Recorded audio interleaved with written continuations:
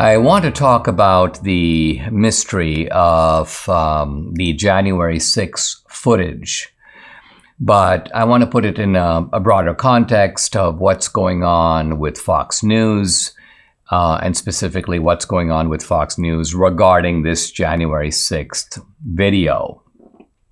You remember that Kevin McCarthy gave the video. Now, Kevin McCarthy says, I didn't really give the video, I made it available. Well, okay, he made it available to Tucker Carlson. And I think the expectation was, not just of Kevin McCarthy, but a lot of people who had pushed Kevin McCarthy to release this video, they wanted to see a lot of the stuff that was held back by the January 6th committee. Let's remember the January 6th committee put out a thoroughly cherry-picked narrative.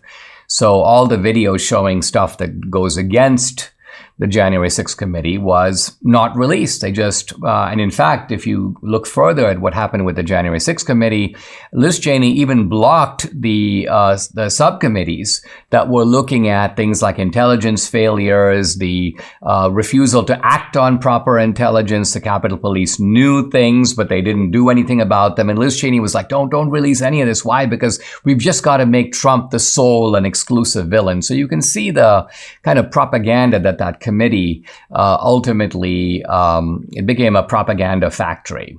Now, there is new information coming out on January 6th, but it's not coming out from Tucker or from Fox News.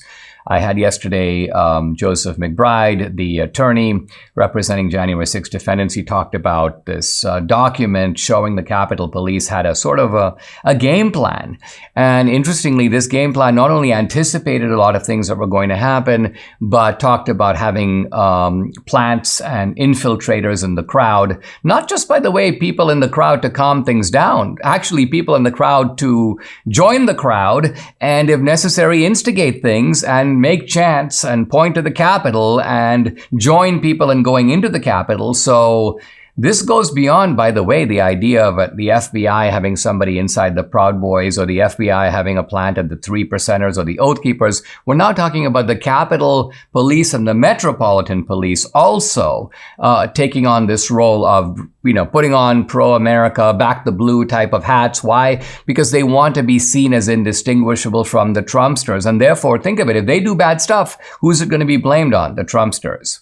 Now, let's turn to Fox News. Tucker Carlson on day one released some clips, and they were like, wow, look at all this stuff coming out about the shaman guy. Look at all this stuff about Josh Hawley jogging across the corridor. Look at all this stuff about Brian Sicknick. And then nothing. The second day, when we're scheduled to be a day of more footage, nothing. And then you're like, well, it takes time to go through the stuff. It'll surely come out in the next day or the next day or the day after that or this week. Nothing. And it looks like that's it. It looks like I won't say the fix is in, but it looks like somebody dropped the hatchet on Tucker Carlson. And I don't know of any other way to look at this. I mean, obviously, one way to look at this is that Tucker reviewed the 44,000 hours of footage and realized that, you know what, by and large, I found just 3 clips and that's it. That's all I got. Tucker isn't really saying.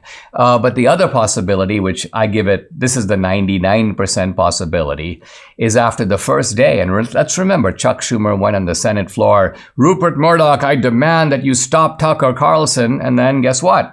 Somebody stopped Tucker Carlson. And who would have the power to do that? No, it's not even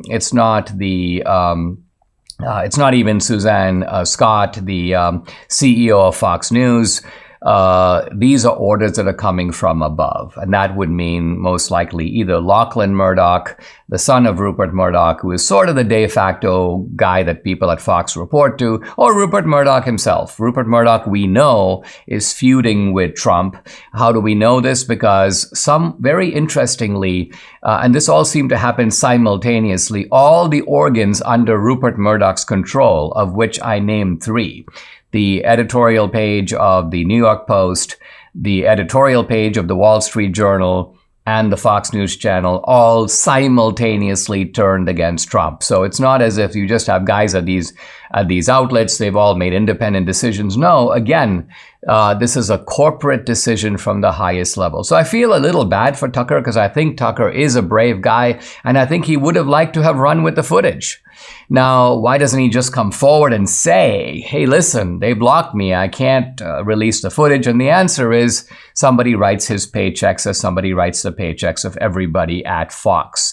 So what happens is they not only silence these guys, but they force them into a pretense. And the pretense is that there's no news there, or they've made an independent news judgment not to cover it. In other words, they cannot admit the truth. And this is really, I think, the big problem with Fox, and really the big problem with some of the early email releases and so on that came out through the Dominion suit with Fox, is you get a little window into the fact that there are some people at Fox, not everybody, but some people, who are kind of laughing and deriding not only Trump, but the Trumpsters, the MAGA crowd. And yet at the same time, they're very aware that they need the MAGA crowd, they need the Trumpsters to keep Fox News in the kind of massively profitable, high ratings cable network that it is. And so you've got a very duplicitous two-step in which they try to give the MAGA people just enough, while at the same time satisfying the feuds and vendettas